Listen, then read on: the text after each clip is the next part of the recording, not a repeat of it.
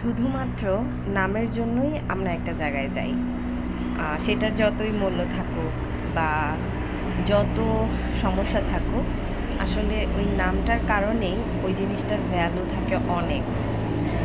তো এই যে দেখেন না, আমরা সেই দিন হচ্ছে কক্সবাজারের সেকেন্ড দিন ইনানি বিচে গিয়েছিলাম। সেখানে আমরা 1 ঘন্টার মতো থেকেছি। সব বিচের থেকে বেস্ট ইনানি বিচ। তো সেখানে ঘোরাঘুরির পর দুপুর হয়ে যায়, লাঞ্চ করব। তো আমরা চলে গেলাম পালঙ্কিতে।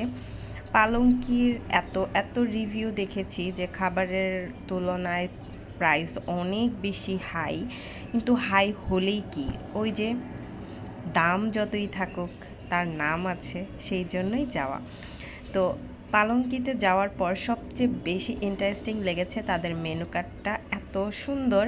আর প্রত্যেকটা খাবারের নামের সাথে ছন্দ অ্যাড করা, অনেক সুন্দর সুন্দর মিলিয়ে মিলিয়ে, এটা অনেক বেশি ইন্টারেস্টিং লেগেছে। তো আমরা অর্ডার দিয়েছিলাম কলার মোচার বড়া। তো বড়া এটা কখনো খাই নাই, কলার মোচা দিয়ে আবার কিভাবে বড়া বানাই, তো সেই জন্য। আর হচ্ছে সাদা ভাত, ইলিশ পাতুরি আর একটা ভর্তা প্লেটার দুইজনের জন্য। তো ওরা বাবা ছেলে অর্ডার দিচ্ছিল, আমি টুকিটাকি ভিডিও করে নিচ্ছিলাম। এর মধ্যে আমাদের খাবারটা চলে আসে। খাবার পরিবেশনের সিস্টেমটা অনেক বেশি সুন্দর লেগেছে আমার কাছে। সব কিছুই পিতলের ছিল।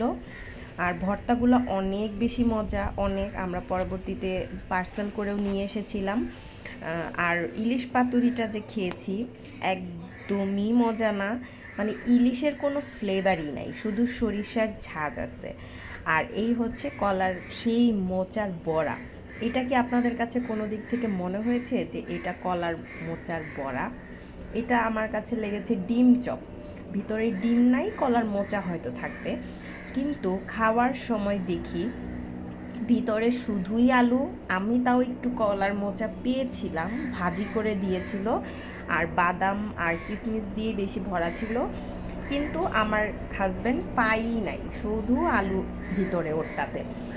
তো আমার কাছে টেস্ট গুড, মানে খারাপ না যে একদমই খারাপ, খেতে পারছি না এরকম না, ভালো ছিল। কিন্তু এটা আমাদেরকে ঠকানো হয়েছে, এটা তো কলার মোচার বড়া না। এটার প্রাইস ছিল 200 টাকা করে, আমার কাছে বেশি লেগেছে।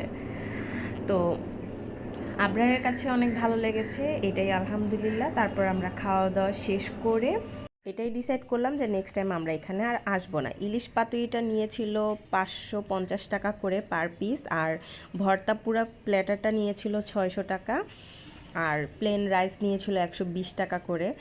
তো এই ছিল আজকের ভিডিও। ভালো থাকবেন সবাই, দেখা হবে পরের ভিডিও।